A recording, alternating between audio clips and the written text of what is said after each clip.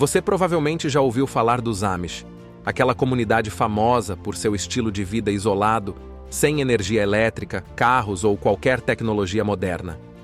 Mas e os Hutteritas? Já ouviu falar deles? Escondidos em suas fazendas coletivas, os Hutteritas seguem preceitos de bondade e paz e vivem de acordo com tradições que parecem ter parado no tempo. Mas será que por trás dessa fachada de bondade não há algo mais sinistro escondido?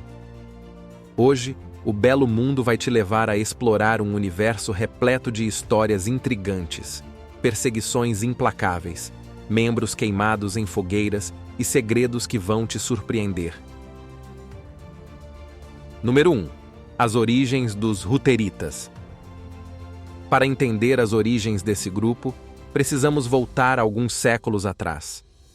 Tudo começou no século XVI, durante um período de intensas transformações na Europa.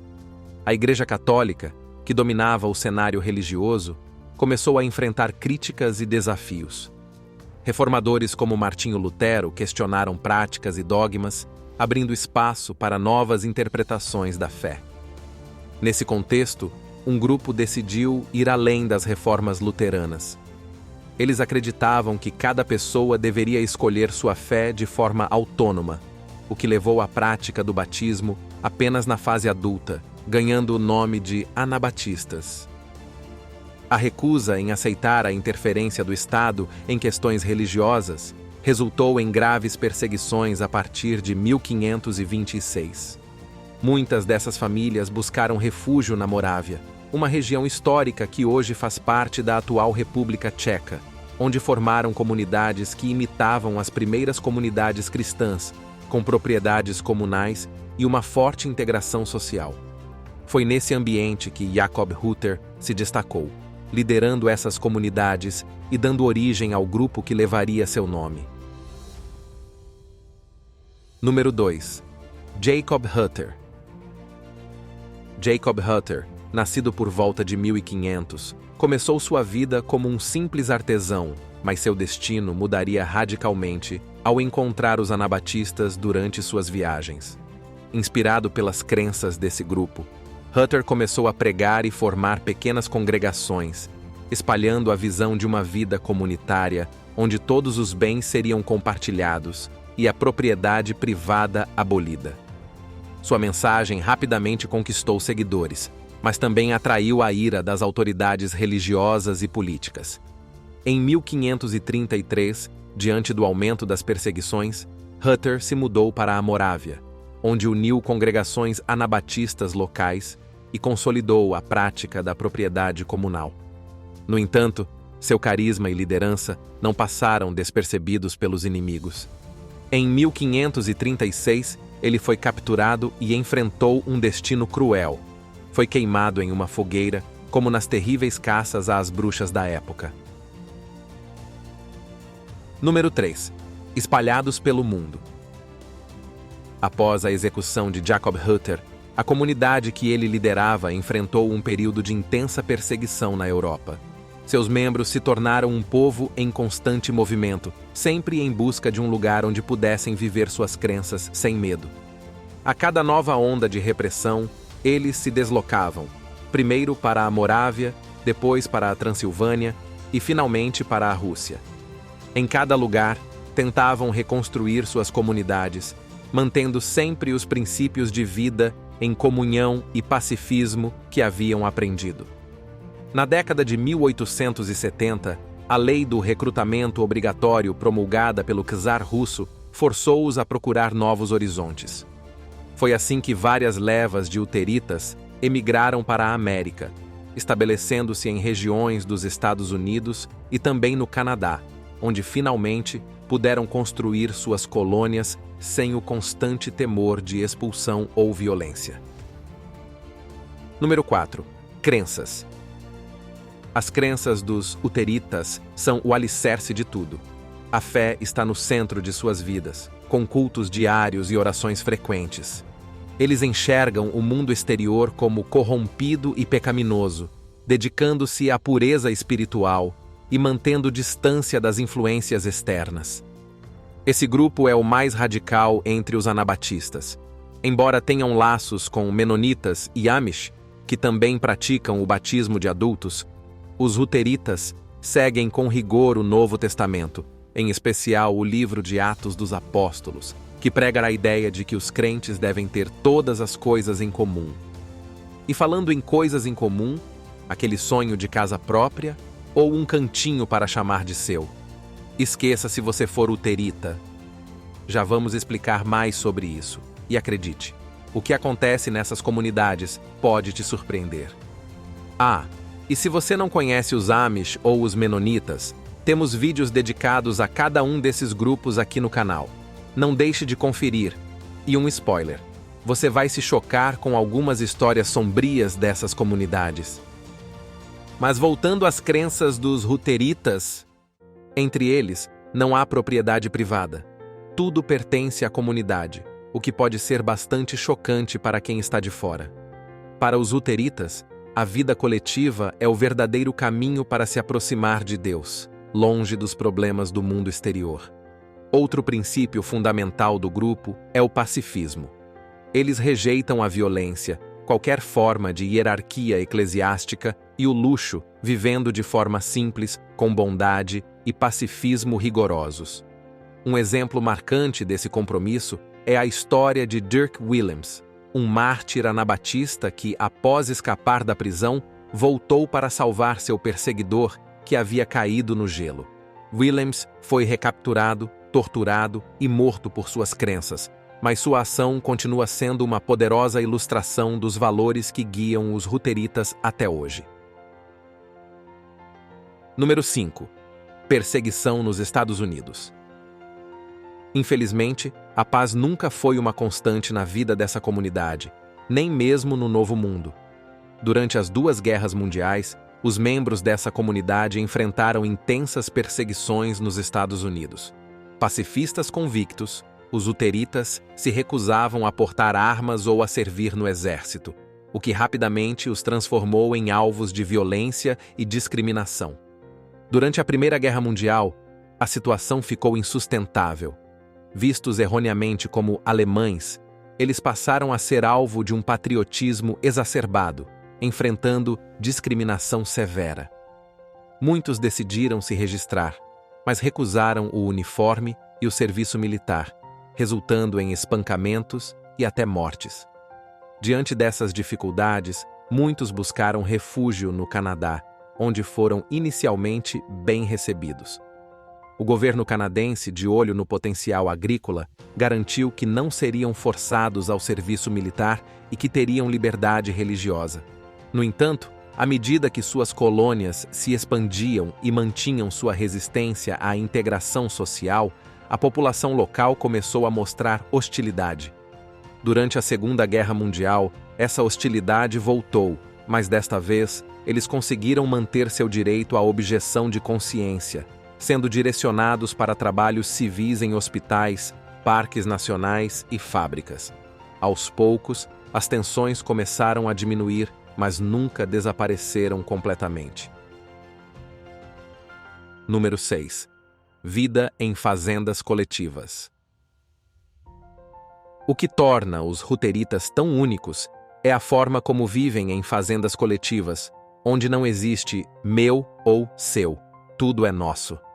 Lembra dos versículos de Atos dos Apóstolos? Pois bem, é com base nesses ensinamentos que eles estruturam seu sistema de comunidade de bens. As colônias luteritas seguem os capítulos 2, 4 e 5 de Atos, onde as primeiras comunidades cristãs compartilhavam tudo e dividiam os recursos. Isso significa que nas colônias não há propriedade privada. Cada membro contribui com o que pode e recebe o que precisa. Além dessa organização coletiva, a produtividade impressiona. Mesmo com pouca terra, os resultados são notáveis. Em 1991, por exemplo, ocupavam 2% das terras agrícolas de Manitoba, mas produziam mais de 25% das galinhas poedeiras, perus e 35% dos porcos. Já em Alberta, em 1997, com 1% das terras agrícolas, eles produziam 1/3 dos laticínios, ovos e porcos, além de 10% do leite do Canadá. Outro ponto interessante é como se organizam. Uma colônia não ultrapassa 150 pessoas.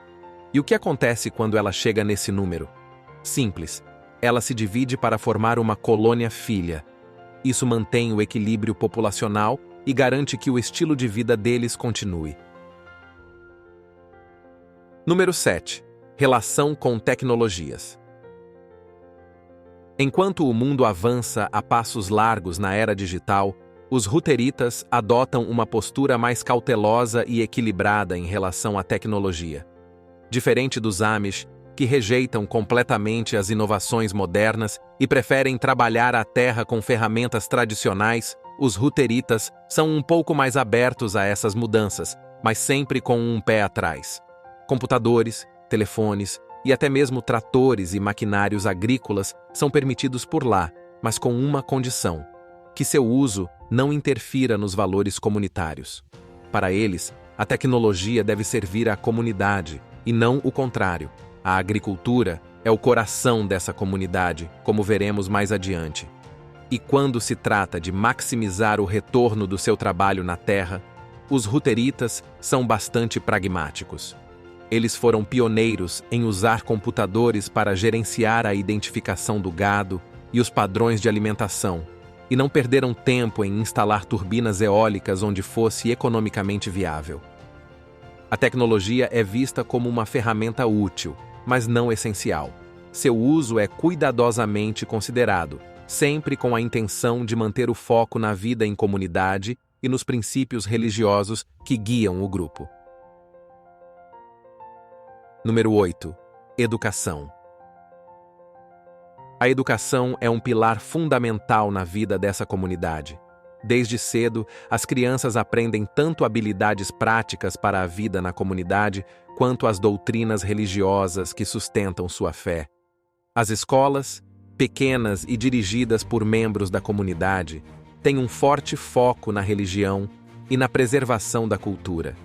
Crianças de 2 anos e meio a 5 anos começam sua educação no jardim de infância, onde aprendem a cantar canções tradicionais, a rezar e a desenvolver boas maneiras. E detalhe: nessa fase as crianças são consideradas obstinadas e punições severas, incluindo amarras, são usadas. A partir dos 5 anos, elas têm aulas de inglês e alemão. Aos 15, são iniciadas na vida adulta, passando a comer com os adultos e a ser consideradas parte integral da comunidade. O currículo escolar inclui matérias tradicionais como matemática, ciências e artes da linguagem. Em colônias menos conservadoras, as crianças mais velhas podem estudar à distância ou fazer cursos de informática. Curiosamente, a educação superior não é incentivada, pois é vista como um potencial caminho para a tentação e o afastamento dos valores comunitários. Contudo, devido à crescente sofisticação nas atividades agrícolas e de manufatura, a educação sólida se tornou uma necessidade, e algumas colônias estão até enviando membros para a universidade para se tornarem professores nas comunidades. Além da educação formal, o treinamento vocacional é essencial. Os jovens são designados para diferentes trabalhos, como trabalhar na fazenda no verão ou com carpintaria no inverno, aprendendo ofícios importantes para a comunidade. Número 9. Tempo livre. Mesmo com uma vida dedicada ao trabalho e à fé, essa comunidade encontra tempo para o lazer. Antigamente, atividades recreativas eram desencorajadas, mas hoje, muitos aproveitam seu tempo livre de diversas formas, de acordo com a mentalidade de cada colônia. Esportes como hóquei e futebol são praticados em várias colônias, e o tempo livre também é uma oportunidade para fortalecer os laços da comunidade através de visitas e projetos conjuntos. As mulheres se dedicam aos artesanatos, preservando tradições e expressando sua criatividade. A música também é importante, com jovens cantando em eventos e, em algumas colônias, inclusive tocando instrumentos. Número 10. Organização das colônias. As colônias Hutteritas funcionam como pequenas cidades autossuficientes, com seu próprio sistema de governo. A liderança é patriarcal, com 3 homens escolhidos para comandar, enquanto o pai ou marido lidera cada família. Quando surgem questões importantes, os homens casados se reúnem e votam para tomar decisões. A economia é baseada na agricultura, com foco na produção de grãos, gado e aves, sustentando entre 60 e 160 pessoas por colônia. Além disso, a manufatura tem ganhado força, com fábricas de móveis e oficinas mecânicas complementando as atividades agrícolas. Cada pessoa tem uma função específica: carpintaria, cuidar dos galinheiros ou administrar a fazenda. O trabalho é considerado uma contribuição à comunidade, e a cooperação é o que mantém tudo funcionando. Em regiões onde possuem grandes áreas de terra, os Hutteritas têm uma forte presença na produção agrícola, sendo comum encontrar seus produtos em mercados locais. O papel das mulheres, como esperado em uma sociedade patriarcal, é mais limitado. Elas são responsáveis por tarefas como cozinhar, confeccionar roupas e cuidar da saúde da comunidade, o que inclui prestar primeiros socorros, cuidar das crianças e supervisionar a higiene. Mas sabe o que também é bem organizado? O namoro entre os jovens. Número 11. Namoro. Os pregadores podem até condenar o namoro como algo carnal ou romântico demais, mas isso não impede que os jovens Hutteritas encontrem uma forma de viver um pouquinho de romance. Os pais e líderes da colônia ficam de olho, prontos para intervir se o casal não for do agrado, especialmente se forem primos de primeiro grau.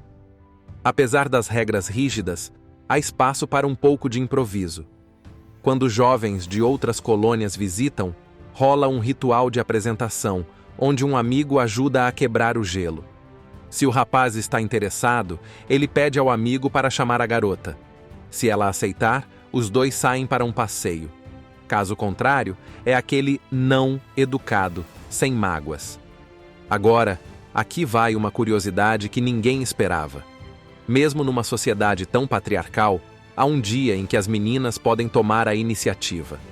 No ano bissexto, elas podem convidar os rapazes para um encontro, uma tradição que lembra muito a irlandesa, em que no dia 29 de fevereiro, as mulheres podem pedir seus namorados em casamento.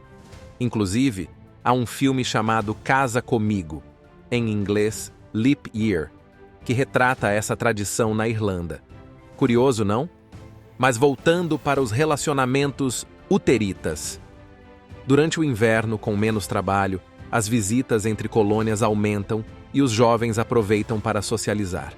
Namorar pode ser algo simples, como uma caminhada, ou sentar-se juntos para conversar e trocar carinhos. Em muitos casos, os casais se encontram em uma sala privada, onde podem conversar com mais privacidade. Os líderes da comunidade preferem manter essas interações discretas, especialmente devido à forte ênfase religiosa em reservar as relações sexuais para o casamento.